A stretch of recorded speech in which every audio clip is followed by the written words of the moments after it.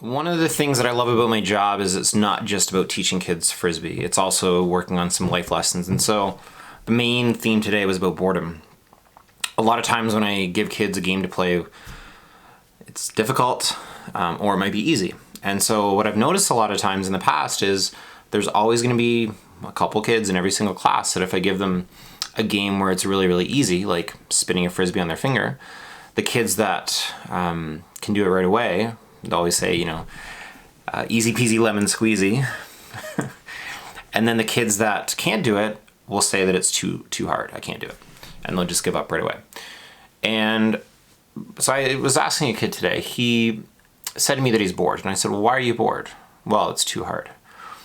So I had a class later in the day and I had a nice chat with them, grade 3s and 4s. And I said to them, why do you get bored?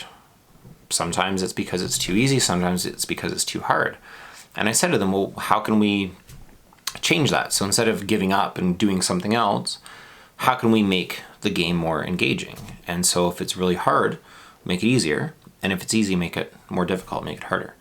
So there was a kid, Hiram, and I was explaining the game where they were supposed to throw it under their leg and catch it. And I could see him rolling his eyes. I knew that he was like, oh, man, this is going to be an easy game. And already he was checked out. He was already bored with it.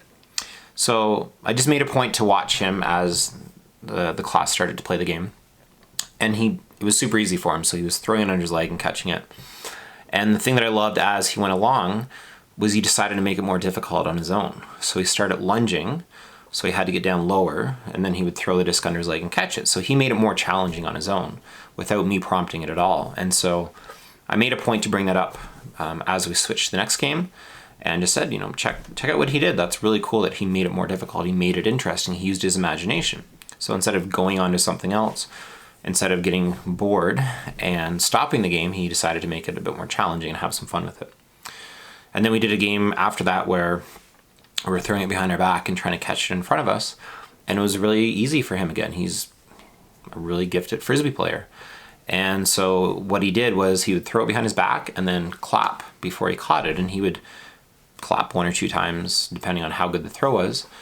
Again, he was challenging himself, and I really love that because there's so many times where a kid will do something that's really easy. They'll do it a couple times and then go try and throw the Frisbee in the basketball net. And I don't know if that's partly due to, this screen time where they're used to playing a video game and just exploring, or they're being fed the next TV show, or they're on YouTube and they're being fed the next thing. So this arousal addiction of they want more, they want more, they want more. Because a lot of the games that I do, it doesn't provide that. I want them to actually discover it on their own. Or I will give it to them, but I really like when they discover it on their own like Hiram did today. So that's why I think it's really important for kids to get bored. I think boredom leads to them using their imagination.